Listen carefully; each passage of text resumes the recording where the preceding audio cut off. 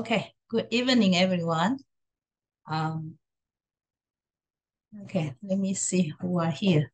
Okay, we have Ben here. Cheese. Okay, and why? Okay, we have Vincent, Chong, Camilla, Jessica, Huang. Okay, nice to see you all in a real time with me. And okay, let me do this. Okay, today we are going to continue our discussion of the chapter 7, opportunities and conditions. And remember that this is the text of the chapter 7 is the conversation between students with Master Huineng. And these students, they come from all over China and with different background of their study in different schools. And so today we are going to start with the mind only schools. And so in mind only schools, eight consciousness, okay, is the main topic in that school. So I think many of you have the background knowledge about the eight kinds of consciousness. So I just briefly introduce these eight kinds of consciousness. So the first six kinds of consciousness, it has to do with our six sensory organs, our eyes, ears, nose, tongue, or physical body, and our mind. And so each consciousness of these six kinds of consciousnesses, they are related. So for example, when our eye sees an object outside, and then it would generate what we call the eye consciousness. Okay, and then so the same will applies to the ear consciousness, the nose consciousness, the taste consciousness, the body consciousness, and the mind consciousness. Okay, so in the discussion of the mind school, among the six kinds of consciousness, the mind consciousness takes a very important role.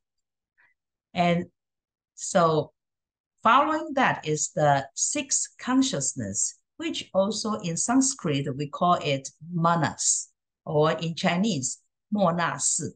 Okay, it has to do with the self or the concept of ego.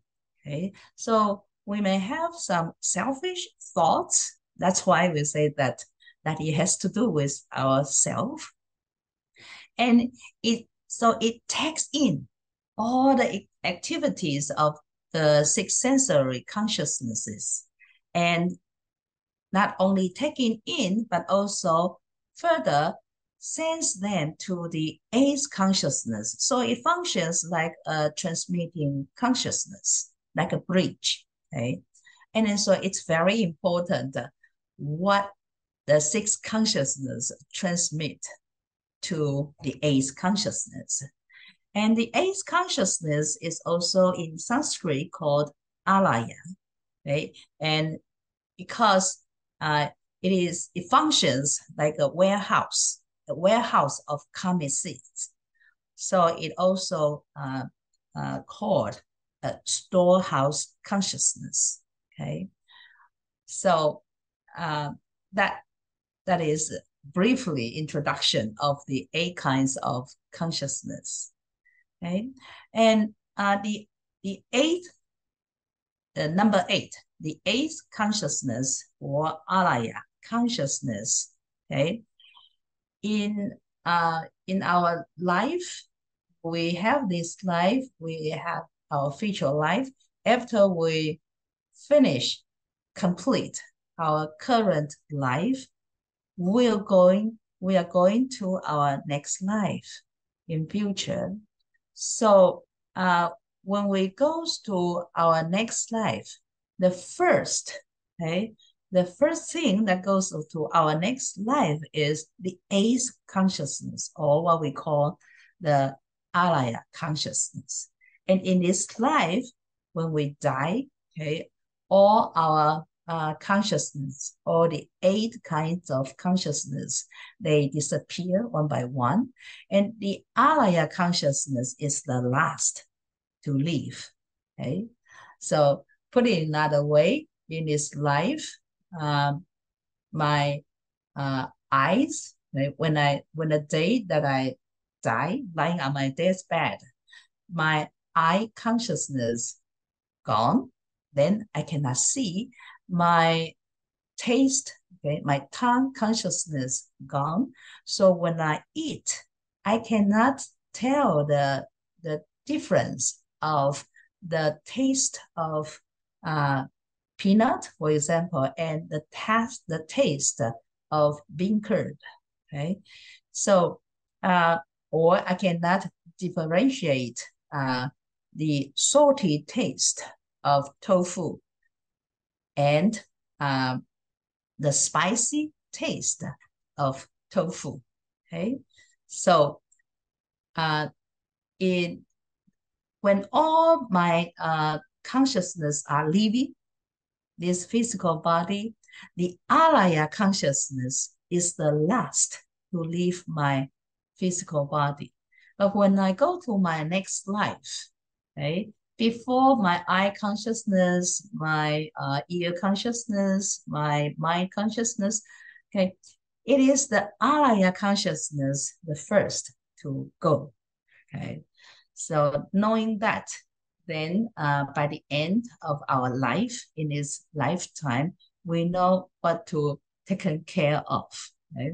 And it is also said that the alaya consciousness travels with us from birth to birth within the 6 realms of existence. And then we know that what are the 6 realms of existence?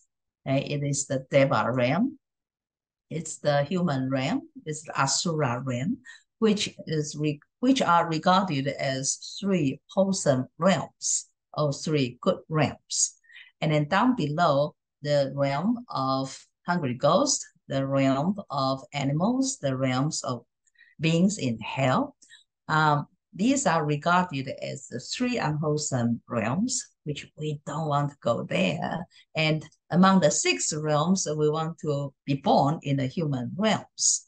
Okay? And the alaya consciousness will travel with us from this life. I born as a human beings, and then in my next life, if I'm blessed enough, then I hope that I can be born as a human beings. But who knows? Maybe I will be born as an asura, right? And if whichever realm that I go to in my next life, it is my alaya consciousness go to that being, that realm of being first, okay? And so now it starts to continue. Venerable Master Xing Yun start to talk further about how we can purify our consciousness so that we can have a better future life, right? So we know that the 7th consciousness, or the manas, is the transmitting consciousness. So we want the good things, okay, to be transmitted there. Okay. And okay, let me see the question. What are the elements?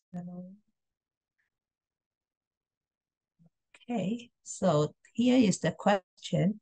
Why are animals in the lower realms? Is the hungry ghost and the hell? Okay.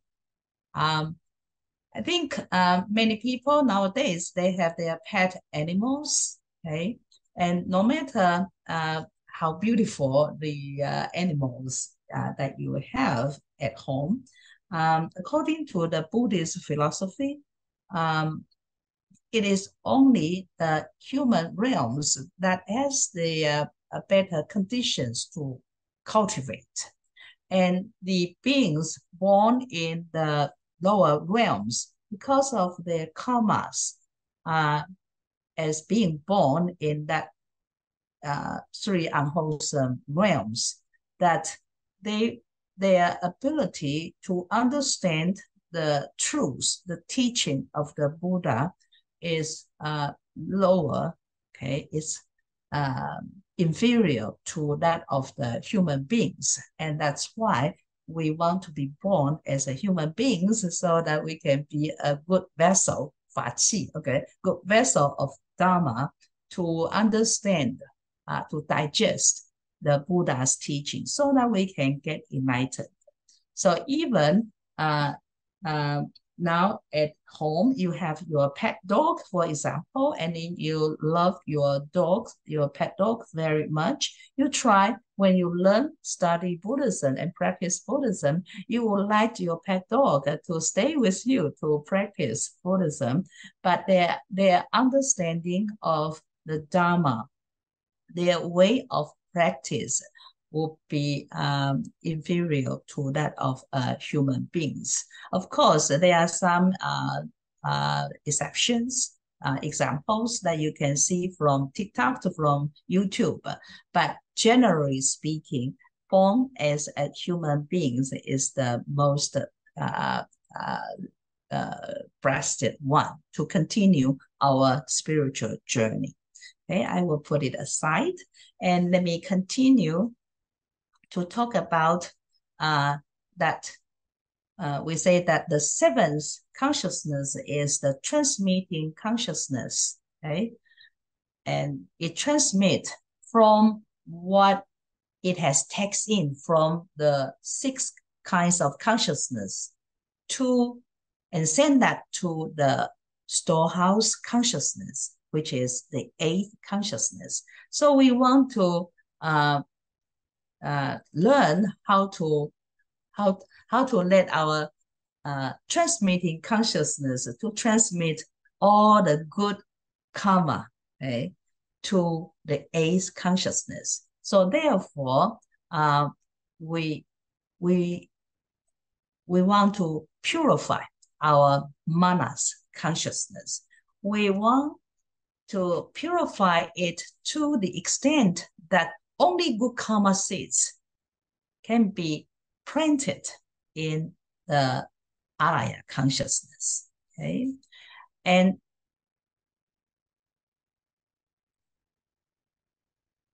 when the purification of all the eight consciousnesses are purified, so it will become four wisdoms, which I will explain one by one in these slides. So what are the four wisdoms? Now, wisdom normally in English, it has no plural form s, okay? But for the explanation, we put it there because there are four kinds of wisdom, okay? The first one is perfect mirror-like wisdom, or in Chinese, we call it 大圆镜智. It's mirror-like, okay?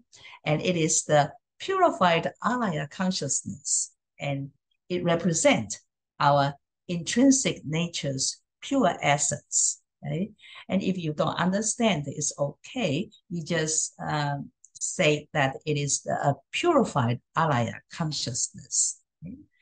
And because in our alaya consciousness, it is a storehouse, so it can take in the wholesome karmic seeds, and it also can take in the unwholesome ones. So it's a mixture of the wholesome and the unwholesome karmas. So if we want to transform the eighth consciousness into wisdom, okay, the perfect mirror-like wisdom, then of course we have to make sure that in our alaya consciousness, it's all purified seeds, okay? And the second kind of wisdom is wisdom of universal equality, or 平等性质 in Chinese, okay? So it refers to the seventh consciousness. It is the purified manas consciousness. Okay, so if you have this kind of wisdom, the wisdom of universal equality, then you will be able to see the equation of self and other people and all beings. So all beings in the universe, they are equal. So it is when you have the wisdom of universal equality, but you have to make sure that your manas consciousness is fully purified. The following one is wisdom of profound insight, or 妙观察智 in Chinese. And that has to do with the six consciousness, okay, or mind consciousness, which need to be purified so that it will understand the individual characteristics of all phenomena and those shared by all phenomena. Okay, so the mind consciousness is to perceive the world, okay, and then it's able to see the relationship between the individual characteristics of all phenomena and that of all phenomena. Okay, so because it has to do with the mind consciousness, so when it is fully purified, we got wisdom of profound insight. Okay, that insight, the ability to see the reality of the world. Okay, that insight is very profound. Okay, and the last one is what we call wisdom of perfect conduct, or 成所作智. Okay, the wisdom of perfect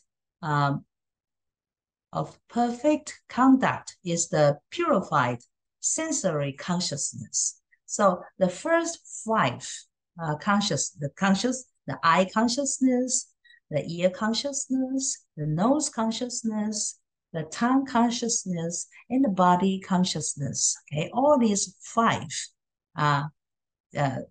sensory consciousness are purified, then we are able to accomplish our original vows. Okay, and because if it is not purified, then even though we say that we vow, okay, say for example, our original vow is to liberate from the suffering of not having enough delicious food to eat.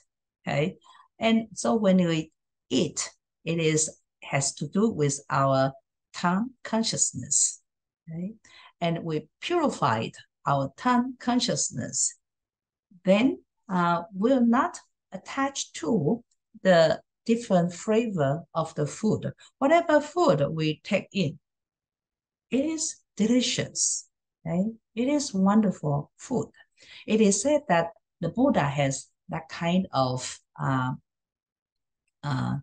perfect conduct, okay? Wisdom of perfect conduct. So whichever food that the Buddha take in, any food a fully enlightened being take in, it becomes a very delicious dish. Okay? And so with that, then the Buddha, the fully enlightened one, is able to help others because in his sensory organs, he is satisfied with all the things that his sensory organs in contact with the external object. Okay, so that he is able to continue his Dharma journey to liberate all beings from the suffering world. Okay, so the four wisdoms really has to do with the purification of the 8 kinds of consciousness. Okay, so Venerable Master Xing Yun further describes the relationship between each of the 4 wisdoms and awakening. Okay? So the first 5 consciousness and the number 8 consciousness or alaya consciousness. Through awakening, it transforms, okay, as effect. Now down below, when we have the effect, we want to know what's the cause. So the cause is when the sixth consciousness and the seventh consciousness, okay, through our practice, of course, as Buddhists, we say through our Buddhist practice, then it can be transformed as the wisdom, okay? So it is the cause. Now let me go through this one by one. Now, the five consciousness, the first five consciousness and the eighth consciousness, they are effects. So I go to the previous slides. So the first five consciousness, when through awakening, it will be transformed as wisdom of perfect conduct. And the eighth, the alaya consciousness, okay, when it is transformed through awakening, it will become the perfect mirror-like wisdom. And these two are the result, the effect of the process of purification or of through awakening. So now the seventh consciousness or manas and the sixth consciousness or the mind consciousness, okay, through the Buddhist practice of, say, for example, the Noble Eightfold Path, or what our master says, do good deeds, say good words, think with thought. Through this kind of Buddhist practices, then they will be transformed as wisdom of profound insight and wisdom of universal equality. Okay, so it is the cause, okay, among the four wisdoms and the relation of wisdoms and awakening, they become, okay, they are the cause. Okay, so to become a fully enlightened being, we need to have the mind consciousness to become the, let me go back again, okay? We need the wisdom of universal equality and wisdom of profound insight as the cause, okay?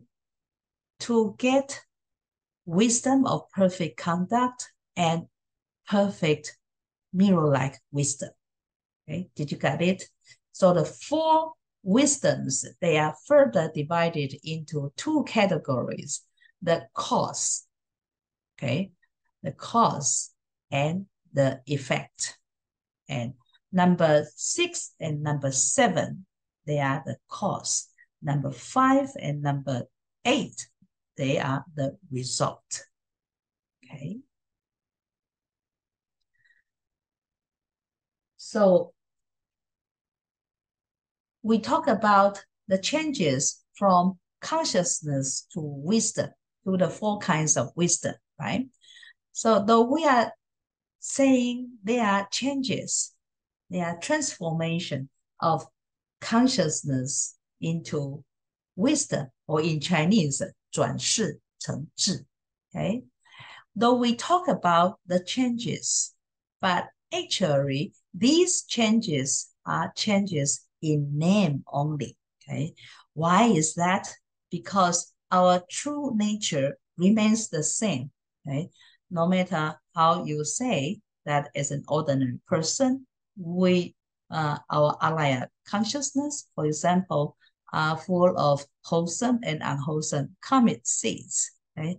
But in this same ordinary person, okay, it has its true nature, and its true nature remains the same, okay? And so when in our practice, we hope that our mind is always in a meditative concentration.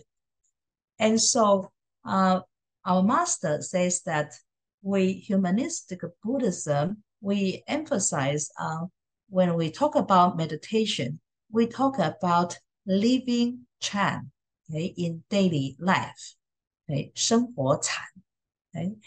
And it's not only in a meditation room that we can have that kind of meditative concentration. It is in our daily life, in our walking, living, sitting, and lying down. We can have that kind of, we want to cultivate that kind of meditative concentration. So the mind is very, very important in our cultivation. So why in the mind-only school, they want to talk about the 8 consciousness. In early Buddhism, the Buddha only talk about the mind, okay? They only talk about the eyes, the nose, the ears, the tongue, the body, and the mind, and tell us that when it in contact with the external object, then it generates some perception. So you perceive the world in a specific way according to your own karma. Okay? So in mind-only school, it wants the masters of the mind-only school, they want to tell us in more details about how the mind functions when we are creating new karma, or when we are cultivating ourselves, how that mind changes, okay?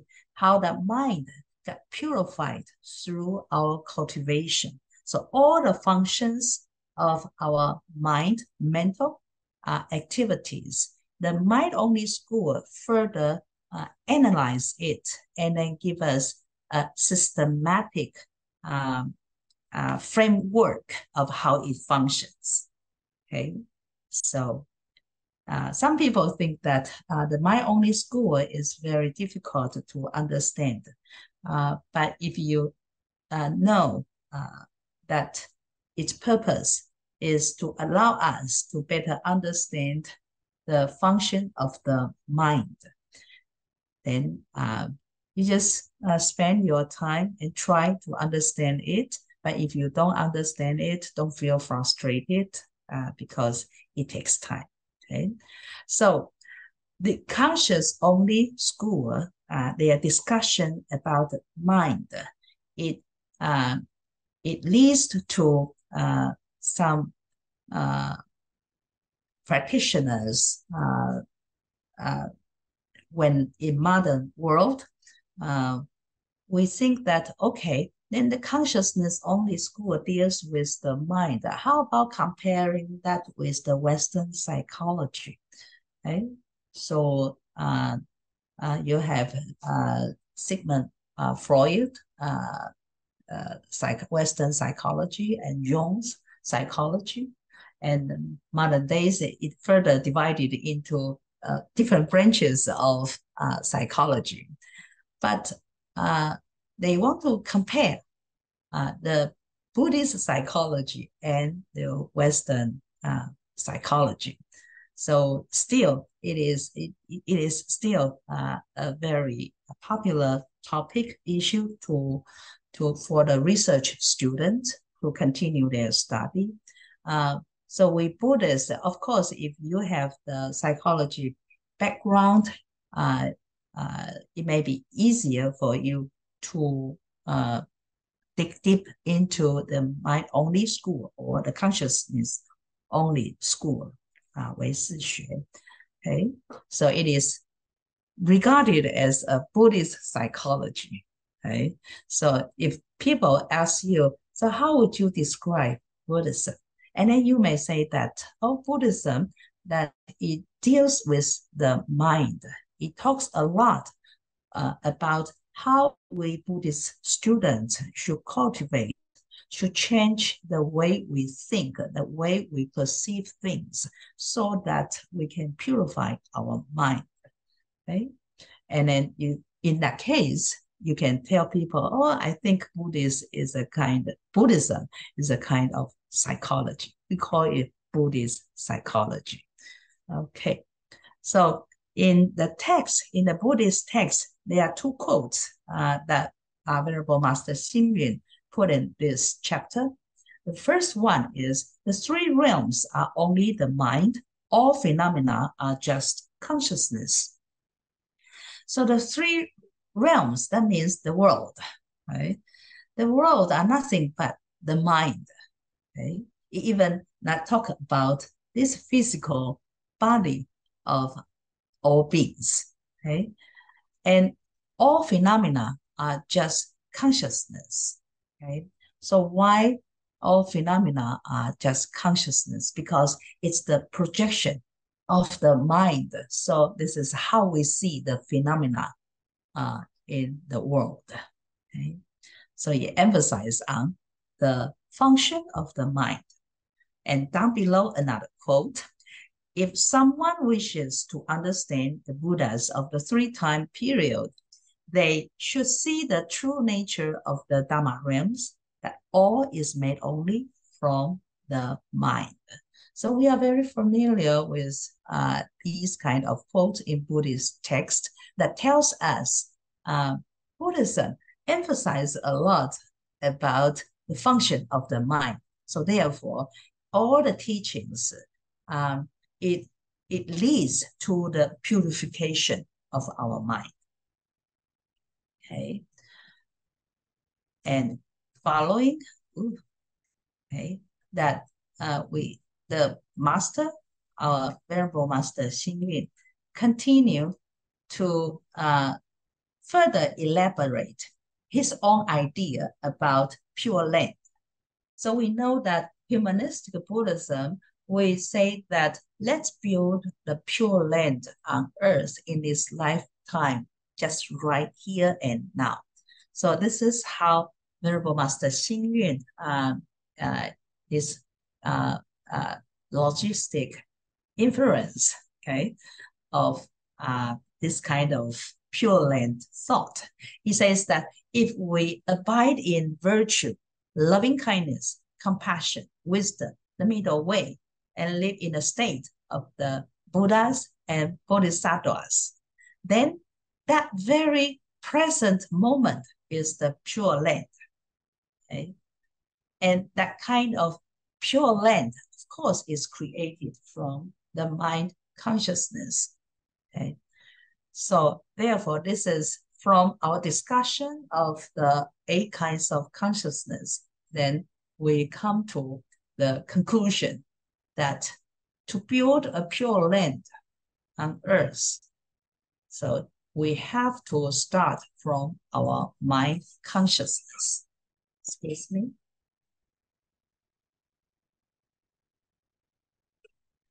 And he further says that a beautiful world and a beautiful life begin with a Chan heart.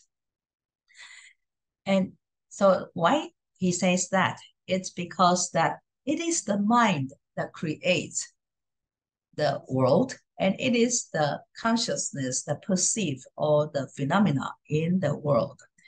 So if we want to lead a beautiful life in a beautiful world, then it all starts from this mind.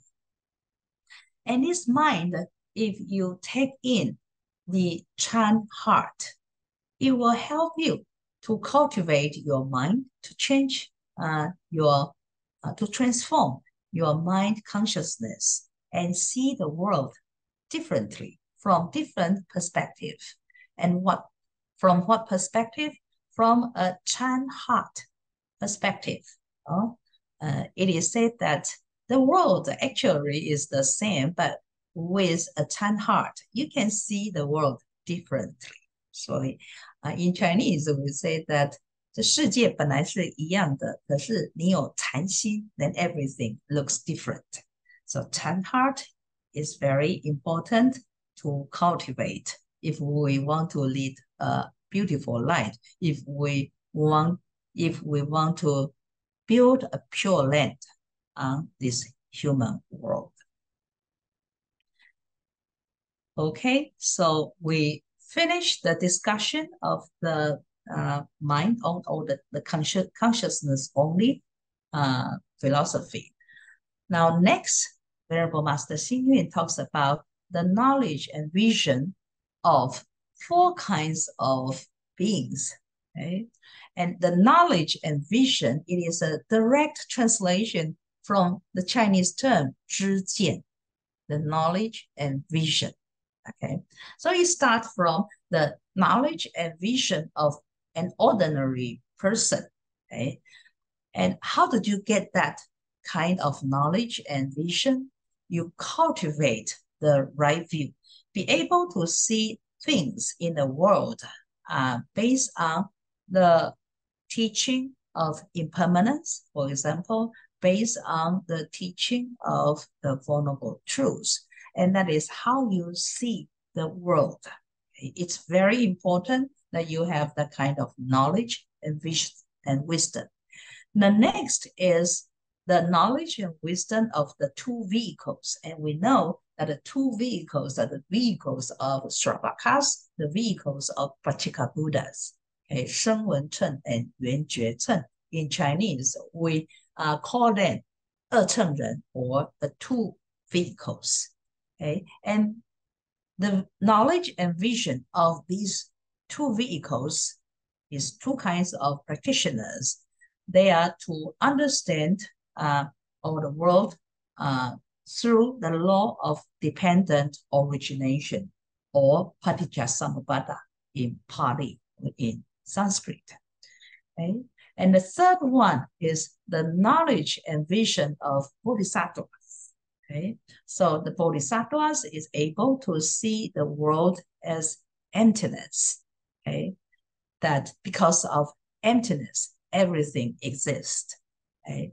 And everything exists because we are able to see the emptiness, the nature of emptiness in them, so that when we see the existence of all phenomena, okay, then we are not attached to that. And that is a bodhisattva practice, okay, to be able to embrace all while at the same time we let go, we detach. The last one is the knowledge and vision of Tathagata. Tathagata is a synonym for the Buddha. Okay? And what is the knowledge and vision of Tathagata? It is the prajna, or prajna wisdom. Okay? We cannot just put wisdom because it's spatially related to the wisdom of the Buddha. Okay? So these are the four kinds of knowledge and vision. So now here in this text, it has a very interesting story about the Buddha.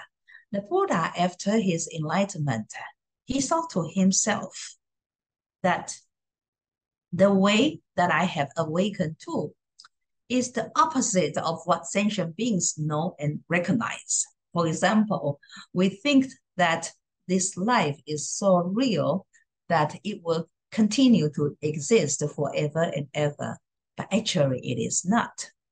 So the Buddha, the fully enlightened one, is able to see that, but we ordinary sentient beings, we have quite opposite vision or knowledge about the existence of the physical body. So the Buddha already sees that. And so he thought to himself, how can those attached, deluded, and unawakened sentient beings experience what I have experienced, the fully enlightened, okay, enlightenment, okay? So at first he thought about this, but luckily, fortunately, there are many celestial beings in the heavenly realm. They understand, they see that the Buddha is reluctant to share with his enlightenment with us. So they speak on behalf of all sentient beings. Now, this is what I said. There will be some who will already have the potential to be liberated, while others can gain the proper causes and conditions to be liberated through your great consciousness and compassion. So even if they are not liberated at this time, they will be liberated in the future when Maitreya Buddha arises in the world, when the next Buddha arises in the world. Okay, so basically the celestial beings plead to the Buddha is that don't be frustrated. Please share your knowledge, your discovering of the truth to us. We may be unable to fully accept, realize your teaching, but we'll try. Some of us will be able to try and learn and practice it. And who knows, in future, that these people may be liberated when Maitreya Buddha arises in the world, if not in this time, if not in your time, Shakyamuni Buddha's time, they may be enlightened in the future Buddha's time. So this is the story between a dialogue between the Buddha and the celestial beings. And so therefore, we understand that the knowledge and wisdom and vision of the Tathagata is very unique, special. It's an ultimate knowledge and vision that the Buddha has enlightened. Okay? And so it encourages us that in this time, even though we may not be able to understand the Buddha's teaching, but please be patient. We continue to cultivate, and even if we ourselves, we cannot understand, other students who has the potential to understand in future, they may get enlightened, and then they will come and share with us their vision and their knowledge and their vision again with us. Okay, so this is a so beautiful story, and then it applies to what we are now, right? Okay. So the last topic is about nirvana. So what is nirvana? Okay. It says that our master says you can see nirvana in the physical body. Okay. Meaning that some of the people misunderstand that nirvana means you die. It happens when you die. Okay? Even when the holy people, the sages, when they are still alive, there is no nirvana. It's not until that they die, they leave from this physical body, then you can find that nirvana, which is not true. The first sentence, it says you can see nirvana in this physical body, meaning that while you're still alive, you can experience the nirvana. Okay? And nirvana is the perfection of one's character. Okay? So sometimes we say that, oh, we need to change our bad characters. We want to better our personality, our characters. And so nirvana is when you perfect, okay, all your characters, then you attain nirvana. Nirvana without remainder, okay, 无余涅槃. Okay? Nirvana without remainder is the highest form of nirvana. So we can experience all kind of nirvana, but when it comes to the nirvana without remainder, that it is the ultimate one. Okay, it is the attainment of the Dhammakaya and is perfectly tranquil. So at that stage, you're very peaceful. Right? Nothing can move you. Those who awaken to nirvana do not necessarily have to turn away from the world. So this is again and again, Venerable Master Xing Yun emphasized that in practice Buddhism, in learning Buddhism, of course, nirvana is our final goal, but it is not necessary that you have to wait until you finish this life to get in nirvana. Okay? And then it is not necessary that you have to leave the community the society to live in the remote mountainous area to cultivate by yourself. It is not the only way to get nirvana. It says that you still can live in this world. You still can go to work in your workplace, workplace. You can still have your friendship with the communities, and you can still living together with your family members as long as you follow the Buddha's teaching to cultivate. You eventually, you also will attain the so-called nirvana.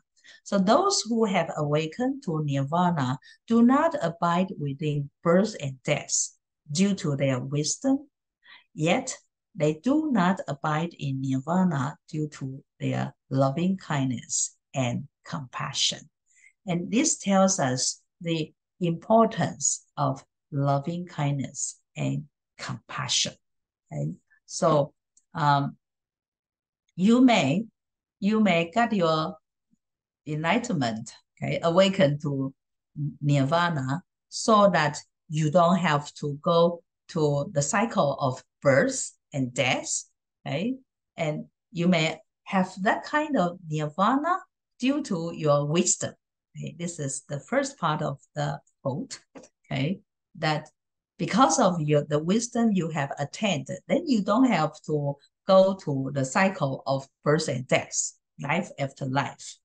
However, okay, that through your loving kindness and through your compassion, then you do not have to abide in nirvana.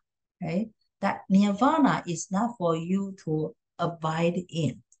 Okay, you still can live in this ordinary human world, this samsara world. Okay, and help other people with your loving kindness and with your compassion. And that is so true to the Bodhisattva spirit in the humanistic Buddhism. Okay, so it continues, Venerable Master Xing Yun give us guidelines. So nirvana is so wonderful that we can build a pure land on this earth. So how can we attain nirvana? He says, to cultivate and learn the Noble Eightfold Path, for one. Number two, you can uphold the precept and the Dharma, okay? And you can reside calmly in loving kindness and compassion and practicing the way. That is also a way to attain nirvana and understand the teachings and live in accordance with the truth. Okay, so these are the guidelines that Venerable Master Xing Yun gave us that we can attain nirvana. And since we can attain nirvana through this, also by practicing what he said in here in these slides, we can establish a pure land on this world, okay, in this world. Okay, so this is my presentation. Now it's time for Q&A or sharing. Okay. So anyone who would like to ask questions or to share? I don't know whether this is too much to be digested within 1 hour, but this is a brief introduction. Hi, Pei Ping, long time no see. Hi, Venerable. Sorry about that. Because my schedule is a little bit off. So I was like, oh my gosh, I missed your class. Anyway, welcome back. I tried. Yes, thank you. Okay, so we have friends from Toronto, Leo, and your friend in Toronto, Ben, right? Remember you too in that last class. We have Henny. How are you, Henny? And we have, okay, what is your name? M-Y and T-S-I-A-L-I. Can you unmute? Yeah. Primer, Yeah. this is Charlie. Charlie. Chinese Okay. Charlie, yes. Charlie. Okay. Yes. How are you? You are Sorry. from which city? Actually, I'm a Malaysian. Okay. So now you are currently in Malaysia? No, currently is in Bangkok. Wow, Bangkok. Yes. Wow, what time is it now in Bangkok? Right now it's almost to 9 a.m. in the morning. Okay, then good morning, 20. Charlie. Yeah, thank you. So, do you have any questions or any others in the real-time class with me? Do you have any questions about the conscious-only school, the discussion about the four wisdoms, okay? How you transform from the eight consciousness into wisdom, okay, and how they function. Today one is quite a bit cake for that to digest, really. You know, for a student in the Buddhist college, it takes several semesters to digest, and we will not teach this at the very first semester. For the first year student, it's too difficult. We may intimidate, threaten them away from learning Buddhism. Okay? It is especially for those who have some background about Buddhism 101. Okay, discussion. Oh, So, okay. any Thank you. any comment? Yes, Henny? Can I ask a question about this? Those who have awakened to nirvana do not abide with birth and death. I don't understand. Is that you are still in the realm, like the sixth realm of the Buddhism, or are you out of it already? Or uh yeah, my understanding of the nirvana is like you are not in the Buddhist world anymore. So this Right. statement actually, yeah, I don't understand. Okay, so okay, I You, know that. So Venerable. we in Buddhism, we said that wisdom and compassion, okay, these are very important for our cultivation. Right? Like in Chinese, we say 悲智双运, right? And so the wisdom will enable us to get rid of the cycle of birth and death. We will not repeatedly come back to these three realms or the world, okay, due to our impure karma. Okay? So when we purify all our karma, then we no longer will come to this world. But, okay, because out of compassion, loving kindness, so how can we leave this human world and then to enjoy our solitude, calmness of our nirvana, okay, without taking care of the suffering beings in this Saha world, okay? So those who have attained nirvana, those are these people that they are able to stay outside, okay, stay away from the cycle of birth and death, but still they come to us. Still they come to this Saha world to help us. Why? Because they are full of loving kindness and compassion. Okay, so it is not that they cannot.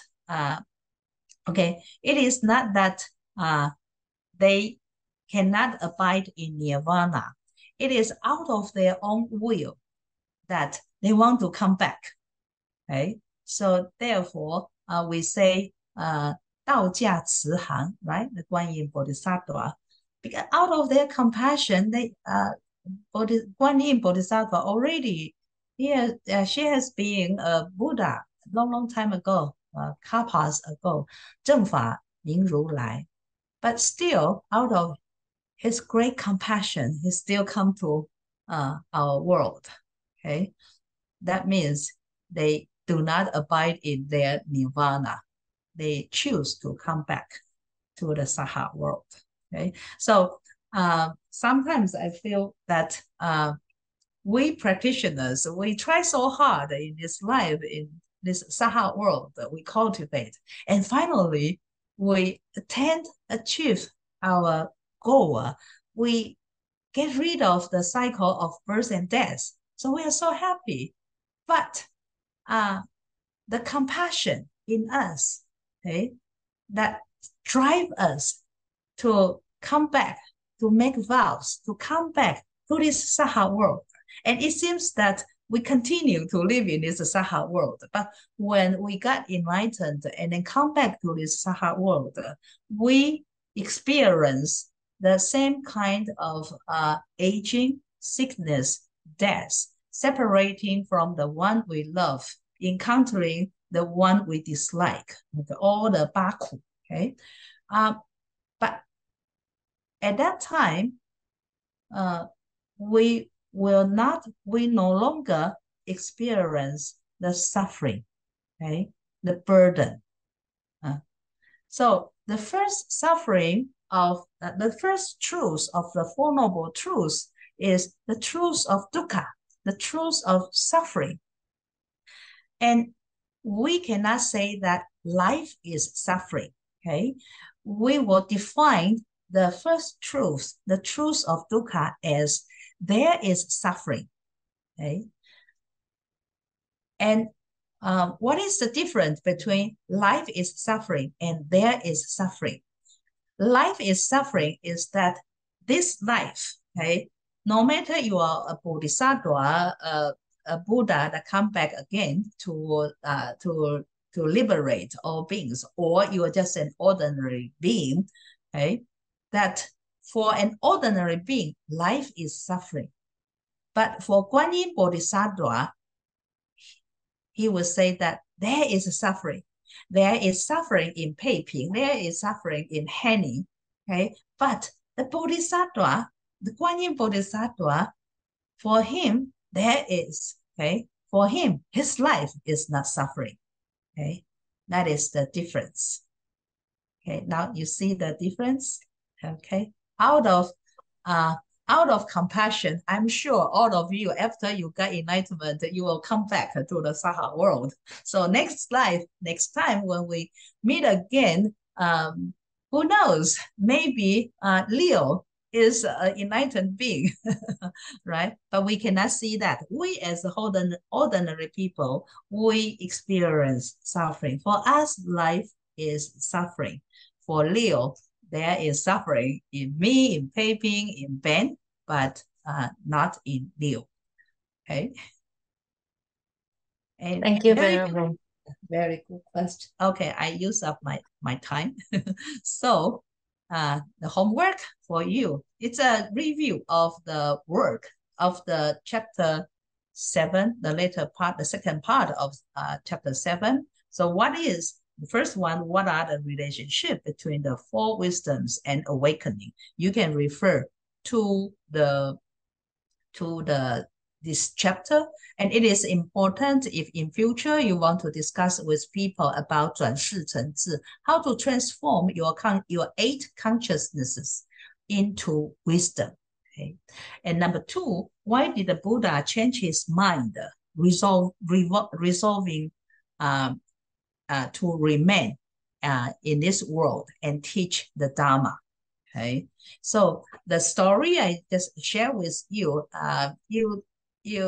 it is in the textbook. I would like you to read it several times to get a feeling that how true it is to our modern time, and how true that is between Venerable Master Xing Yun and we as his students. Okay. And then number 3, the question is, how can we attain nirvana? Venerable Master Xing Yun already give us guidelines, and I want you to think deeply about currently.